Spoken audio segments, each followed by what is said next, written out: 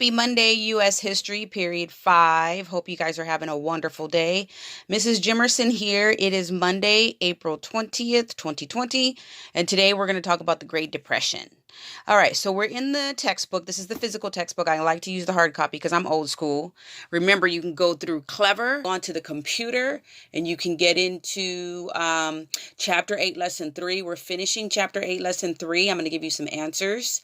And then we are going into Chapter 9, Lesson 1, which is the first New Deal. So this is what you guys are going to be working on today because most of you are ahead of the game. Great job. Okay, so we're going into the textbook, and I have some notes here. But before I go into my notes, I want to read this little section to you. This is on page 338. And it says, let's see if I can read it. Let's focus in here. I like these little illustrations because they give you some insight. Okay, so I'm going to go over here. I'm going to read it to you, but it's on this page. Okay, so it says, fixing the depression. Historians debate whether Hoover's intervention after the stock market crash was too much or insufficient, premature or tardy. It has been argued that Hoover's actions were responsible for the length of the depression. Would you agree or disagree? Review the steps Hoover took to promote recovery and evaluate their effects, noting whether they were too severe, too weak, or too late.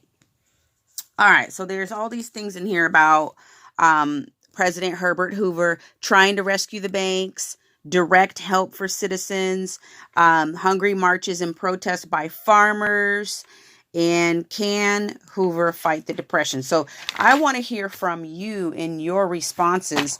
What do you think was some of the mistakes and some of the good things and some of the bad things that happened during the Depression and how Hoover dealt with it? If you were the president at that time, how would you have dealt with the Great Depression? So that's what I want to hear from you in question number 1. So here are the notes. My notes are a little bit sloppy. That's okay. Chicken scratch. You guys can take your notes in a notebook like this and upload them to Google Classroom, or you can go ahead and type them into the computer. Either way, you get credit. Okay, so it says Monday, April 20th, Chapter 8, Lesson 3, Hoover's response to the Great Depression in the physical textbook, 337 to 341. Online, it is 114 to 121. All right, so question number 1 talks about the goal of the Hoover's administration public works project was to create jobs. It failed because the damage was already too great. So the Hoover administration really started kicking in. Well, let's go back. Stock market crash happened in about October of 1929. Herbert Hoover and his administration really started paying attention and started trying to help folks in about 1930-31. So you're already looking at a year and a half to 2 years after the stock market crash when the government actually steps in to try to help its people. This goes back to the laissez-faire type of government that existed at the beginning of U.S. history. Remember that? That's the type of attitude that happened in the beginning of Hoover's administration during the Great Depression. Later on, he kind of takes on a more aggressive stance because of people protesting. All right, so that's number 1. Number 2, why did creditors foreclose on the farmers? Okay, so after World War I, which was 1914 to 1918, landowners, farmers in particular, had a hard time because food prices went down and they had spent all of their money not only planting and harvesting their crops, but also feeding their animals. So they ended up having to take out loans from mortgage companies, and they could not pay those loans back because their sales were not good enough.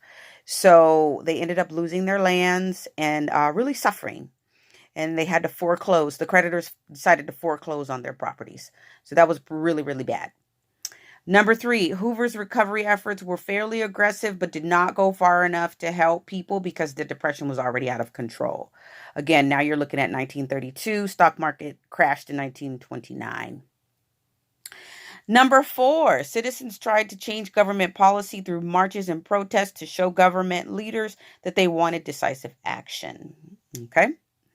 And number 5, you need to write a letter to your congressman or congresswoman to ask for veteran bonus in 1932, not in 1934 or 1945. So you're going to write a letter basically asking your government to give you your bonus because you served in the military and you need your bonus now because there's a depression going on. You don't want to wait till 1945. So be passionate in your letter. Upload your letter to Google Classroom so that I can grade it and give you your points in Google Classroom. Have a wonderful Monday. See you tomorrow. Bye-bye.